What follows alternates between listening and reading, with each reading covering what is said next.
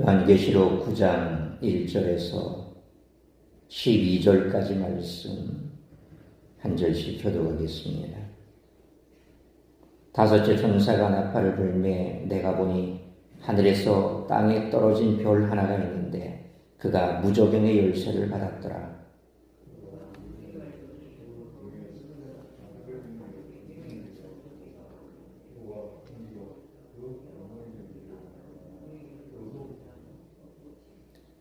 또 황충이 연기 가운데로부터 땅 위에 나오매 그들이 땅에 있는 전갈의 권세와 같은 권세를 받았더라.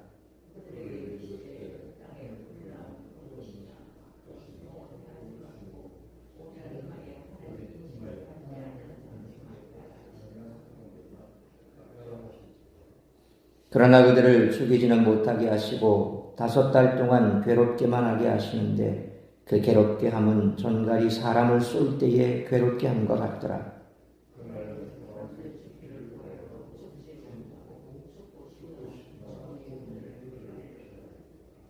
황충들의 모양은 전쟁을 위하여 준비한 말들 같고 그 머리에 금 같은 관 비슷한 것을 썼으며 그 얼굴은 사람의 얼굴 같고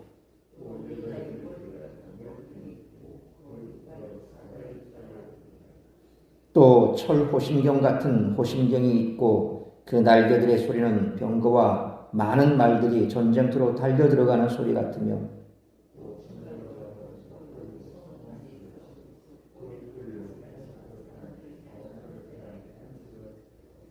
그들에게 왕이 있으니 무저경의 사자라. 히브리어는 그 이름이 아바돈이요 헬라어로는 그 이름이 아볼루온이더라. 첫째 화는 지나갔으나 보라 아직도 이후에 화 둘이 있으리로다. 아멘. 이미 소개된 4가지 나팔 재앙이 인간 생명에 영향을 미친 것이 사실이지만 자연계를 주된 표적으로 한 간접적인 피해였습니다. 그러나 5째 나팔 재앙부터는 인간을 직접적으로 겨냥한 재앙이 등장합니다. 이 고통의 주범은 황충입니다. 구약의 메뚜기 재앙과 연관성이 있으나 여기에 소개된 황충은 자연계의 황충이기보다는 초자연적인 악마적 황충이라고 할 수 있습니다. 이 황충은 하나님의 인침을 받지 않은 사람들을 5달 동안 괴롭게 합니다. 이 점에서 6째 인과 5째 나팔은 비슷합니다. 6째 인 재앙과 5째 나팔 재앙은 하나님의 백성을 비켜갑니다. 그리스도인이 모든 종말론적 고난을 면하는 것은 아니지만 적어도 일부 극심한 고통의 시간은 악인들에게만 다가옵니다. 어린 양을 따르는 성도들은 짐승에게 박해를 받지만 하나님의 진노를 면합니다. 짐승을 따르는 악인들은 성도들을 핍박하지만 어린 양의 진노를 받습니다. 요한계시록은 우리가 어떤 고통을 선택해야 할지 말해줍니다. 아이러니하게도 어린 양을 따르는 성도들의 목숨을 빼앗아간 악인들은 이제 자신들의 목숨을 버리고 싶을 정도로 고통을 당합니다. 눈에는 눈, 이에는 이라는 출애굽기 21장 24절의 동해보복법을 떠올리게 합니다. 악인들은 순교자들의 목숨을 빼앗았지만 정작 자신들은 죽고 싶어도 죽지 못하고 극심한 고통에 시달립니다. 그럼에도 그들은 회개하지 않습니다. 그들이 겪는 고통은 죽음보다 더하지만 회개로 이어지지는 않습니다. 벌을 받기 전에 신앙생활을 잘하는 것이 최선이지만 벌을 받고 나서 회개하는 것도 훌륭한 것입니다. 그래서 우리가 자살하는 것이 결국 용서받지 못할 죄라고 하는 것이 바로 이런 원리지요. 아무리 극악한 죄를 지어도 생명이 있으면 회개할 기회를 갖습니다.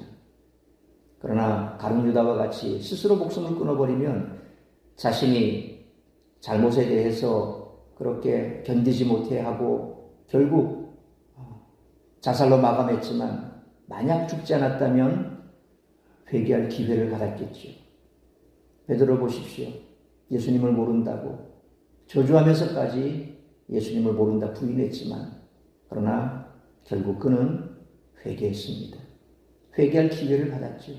예수님께서 그를 용서하셨습니다. 그리고 그는 새로운 삶을 살게 되었고, 물론 마지막은 순교했지만 그럼에도 그는 끝까지 믿음을 지켰죠. 자살이라는 것은 그런 겁니다. 우리의 목숨은 하나님 손에 있는데 우리 스스로가 그 목숨을 빼앗아간다는 것은 그건 용서받지 못할 죄악이죠. 아무리 세상 사람들이 손가락질하고 극악한 죄라 할지라도 하나님이 용서하지 못할 사람은 없는 겁니다. 결국 하나님이 용서하시고 또 돌이켜 회개할 기회를 얻는다는 것은 대단히 중요한 겁니다. 그래서 우리는 어떤 상황에서라도 우리가 어떠한 죄악이라도 우리가 손가락질할 이유도 없고, 또한 그러한 죄를 저질렀다 할지라도 반드시 회개할 기회를 얻기 위해서라도 우리는 끝까지 살아 있어야 된다는 겁니다.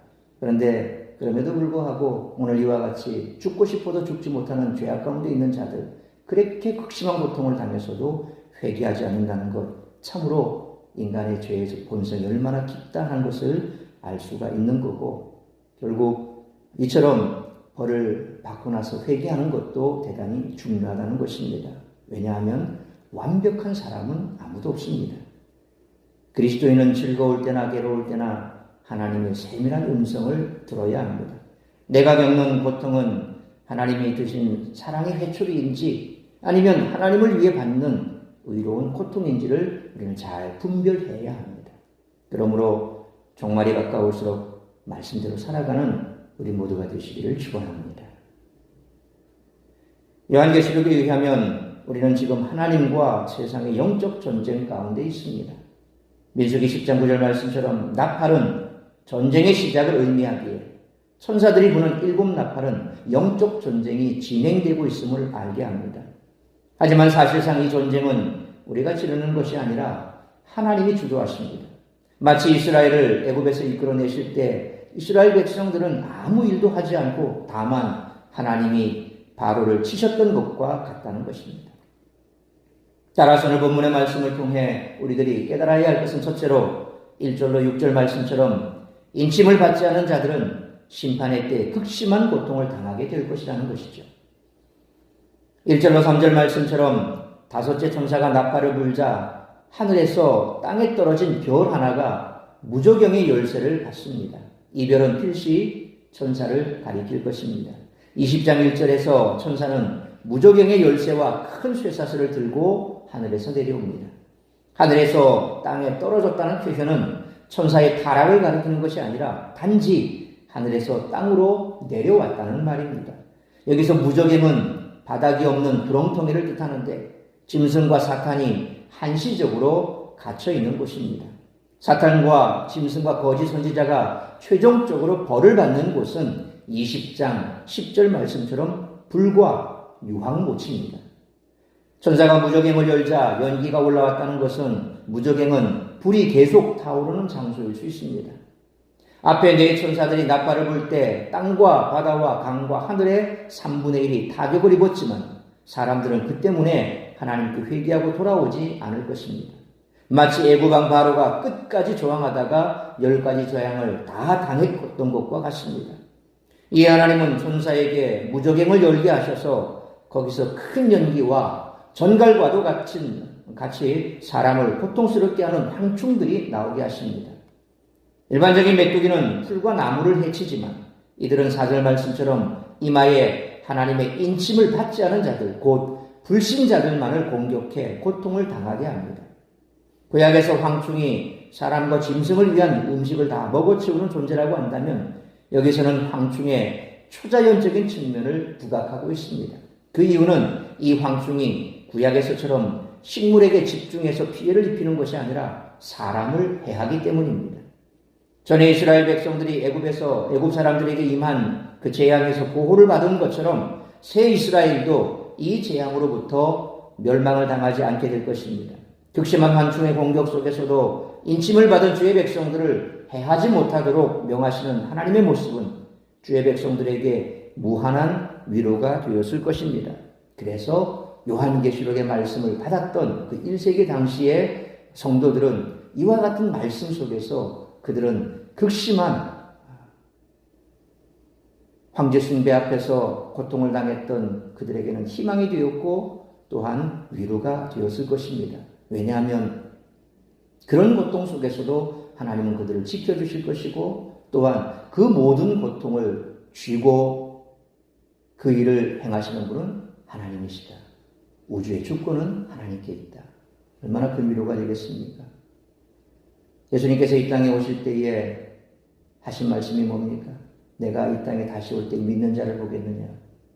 사람들은 점점 과학이 발달하고 살기 좋아질수록 나태해지고 안일해지고 그리고 편안해질수록 우리는 믿음에서 떠날 확률이 높아지는 거죠. 힘들고 어려울 때는 하나님을 붙듭니다. 우리 자신을 보십시오. 괴로운 일이 있으면 엎드려 눈물 뿌려 기도합니다. 그 고통에서 벗어나게 해달라. 그런데 사사기 시대와 똑같습니다. 인간은 타락 이후로 변함이 없습니다. 환경은 바뀔지 몰라도 그 본성은 변함이 없습니다. 고통의 때에는 하나님을 찾습니다. 부르짖습니다. 그래서 하나님께서는 그들의 고통을 들으시고 사사를 보내셔서 그들을 악인의 고통에서 건져주시죠. 그렇게 고통에서 벗어나면 그 이후로 시간이 지나면 다시 똑같이 죄를 범합니다. 이게 사사기 아닙니까? 사사기 때 사람이나 우리나 똑같습니다. 어려움을 당하면 눈물 뿌려 기도합니다. 근데 그 어려움이 사라지고 나면 똑같이 역시 죄악 가운데 있습니다. 그래서 요한계시록의 말씀 이 시대에 있어서 다시금 우리가 말씀 앞으로 갈 수 있도록 인도하는 이유가 그것입니다. 말씀을 봐야, 말씀을 붙들어야 시대를 분별하고 또 그 시대의 상황을 우리가 돌아볼 수 있어야 정확하게 말씀대로 살아갈 수가 있는 겁니다. 이 초자연적인 황충의 임무는 5절 말씀처럼 사람을 죽이는 것이 아니라 괴롭게 하는 데 있습니다. 그 고통이 5달 동안 계속된다는 것은 하나님께서 수위를 조절하고 계심을 알게 합니다. 하나님께서 황충의 재앙을 조절하기를 아니신다면 세상은 전멸하고 말 것입니다. 여기서 세상이 회개하고 돌아오도록 길이 참으시는 하나님의 긍휼을 엿볼 수가 있습니다. 그러나 그 괴로움은 너무나 심각해서 전갈이 사람을 쏠 때 당하는 괴로움과 같을 것이다. 그렇게 말합니다. 그래서 사막 가운데 있는 그 전갈에게 쏘이게 되면 생명의 위협을 받는 치명적인 독에 노출이 된다 그러죠. 그래서 조심해야 된다. 마치 그렇게 독성이 있는 전갈에 쏘여서 사지를 오락가락하는 것처럼 그런 아주 고통을 당한다. 열이 나고 고열이 있고 심하면 죽게 되는 그런데 그러면서도 죽지 않는 그런 고통을 당하게 된다. 우리가 코로나가 아주 극심할 때 아직까지 백신이 나오지 않을 때 수많은 사람들이 그렇게 죽었죠. 지금도 우리가 백신을 맞고 나면 저도 백신을 맞고 한 며칠간 그냥 밤마다 어지럽고 열이 나고 하는 그런 일들을 겪었습니다. 똑같습니다. 그러니까 이와 같은 마지막 때가 되면 그런 고통들을 우리가 견뎌야 되는데 자칫 죽을 수도 있지만 이때 고통은 죽지 않는다는 겁니다. 얼마나 고통스러우면 죽고 싶다라고 했을까. 그래서 그로 인해 6절 말씀처럼 사람들이 죽기를 구하지만 죽을 수도 없는 그런 신세가 된다는 겁니다. 세상이 사탄의 세력으로 인해 극심한 고통을 당하게 될 것을 말씀합니다. 인간적 판단으로는 그들이 오히려 잘 사는 것처럼 보일 수 있지만 그 영혼은 정갈에 쏘이는 것 같은 고통을 당하고 있는 것이죠. 그러므로 신앙을 지키며 살아가는 것이 힘들다고 느껴질 수도 있지만 오히려 마지막 심판 때에 당할 고통은 피하여 진정한 기쁨을 누릴 수 있게 될 것을 믿고 끝까지 믿음을 지키며 살아가는 우리 모두가 되시기를 축원합니다. 두 번째로 7절로 12절 말씀처럼 성도는 이 세상에서의 고통의 본질이 무엇인지 바로 알아야 한다는 것입니다. 이어서 세상 사람들이 겪는 고통의 본질이 무엇인지가 나타납니다. 7절로 10절에 전쟁을 위해 준비된 말들, 금같은 관, 긴 머리털, 사자의 이빨, 호신경, 전쟁터로 달려 들어가는 소리, 쏘는 살 등의 표현은 모두 세상에서 일어나는 수많은 갈등과 전쟁을 연상시킵니다. 11절 말씀처럼 그들에게는 아바돈, 아볼루온이라 불리는 왕이 있는데 이 이름은 파괴자라는 의미입니다. 인류 역사 가운데 나타난 수많은 영웅은 실상 파괴자인 경우가 많았습니다. 그들 중에는 제국을 이루고 황제가 된 자들도 있었지만 늘 자기 자리를 노리는 자들의 위협에서 벗어날 수 없었습니다. 중국의 만리장성을 세웠던 진시 황제도 역시 마찬가지 아닙니까? 그가 중국을 통일할 때 그냥 통일했겠습니까? 얼마나 많은 사람이 죽었겠습니까? 징기스칸이 몽골에서 유럽까지 그렇게 가서 징벌할 때 그냥 징벌했습니까? 수많은 사람이 죽었겠죠. 소위 인간들에게 있어서는 영웅이라 칭받는 한 나라의 영웅이라 칭송받는 그 사람도 그냥 영웅이었습니까? 누군가에게는 악마와 같은 존재 아닙니까? 그들이 지나간 자리는 피가 아마 사방을 땅을 적셨을 것이고 또 그들로 인해서 수많은 목숨이 죽었겠죠. 그러니까 한쪽에서 보면 영웅인 것 같지만 또 한쪽에서 보면 파괴자인 것입니다. 인류 역사는 바로 그런 겁니다. 이처럼 인간들은 왕관과 보좌를 차지하기 위해 싸워왔지만 실제로 그것이 그들을 고통에서 구원한 적은 한 번도 없었습니다. 그렇기에 예수님을 온전히 믿는 우리는 서로 더 갚겠다고 싸우는 세상의 전쟁에 가담해서는 안 됩니다. 만약 우리가 영적으로 무뎌져서 세상의 가치관을 따른다면 그래서 불신자들처럼 서로 시기하고 빼앗고 경쟁하는 관계 가운데 들어간다면 그들과 마찬가지로 정갈에 쏘이는 것과 같은 재앙을 당하게 될 것입니다. 그러므로 아무리 주변 사람들이 더 많은 돈과 더 큰 집, 더 좋은 교육 환경을 차지하려고 경쟁하더라도 그러한 싸움에 휘말리지 않고 오직 하나님을 온전한 마음으로 바라보는 담대함으로 믿음으로 살아가는 우리 모두가 되시기를 축원합니다. 사랑하는 성도 여러분, 하나님이 앞서 싸우시기에 우리는 이 영적 전투를 직접 감당하지 않아도 됩니다. 세상에서 일어나는 여러 가지 재앙과 싸움이 사실상 우리와는 직접 관계가 없는 것이기에 우리로서는 그다지 힘들 것이 없습니다. 다만 두려워하지 않으면 됩니다. 세상에서 수많은 사람들이 벌이고 있는 그 경쟁을 보며 이렇게 있다가 뒤치지 않을까 걱정하지 마시기 바랍니다. 세상에서의 싸움은 혈과 육의 싸움이 아닙니다. 영적인 전쟁입니다.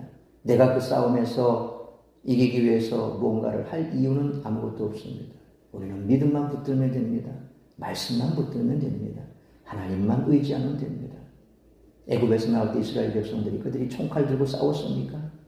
전쟁은 우리에게 속한 것이 아닙니다. 하나님께서 전쟁을 이기게 하시고 하나님께서 그 전쟁을 주관하십니다. 세상은 바로 이 영적 전쟁터 속에 있습니다. 요한계시록이 말씀하는 것도 그겁니다. 우리가 이깁니까? 하나님이 이기게 하십니다. 우리가 싸웁니까? 하나님이 싸웁니다. 세상에 벌어지고 있는 이와 같은 일들, 그 모든 일들의 배후에는 하나님이 있고 이 땅에서 공중 권세 잡은 자는 반드시 멸망하게 되어 있습니다. 요한계시록이 말씀하는 것은 이기는 것입니다. 어떻게 이깁니까? 하나님께 붙들린 사람은 이기게 됩니다. 하나님의 인침받은 사람은 이기게 되어 있습니다. 그러므로 주님 한 분만으로 만족함으로 진정한 승리를 누리며 살아가는 우리 모두가 되시기를 주님의 이름으로 축원합니다. 기도하겠습니다. 걸어가신 아버지 하나님 은혜와 사랑을 감사합니다. 오늘도 말씀으로 예배로 이 하루를 시작하게 하시니 감사합니다.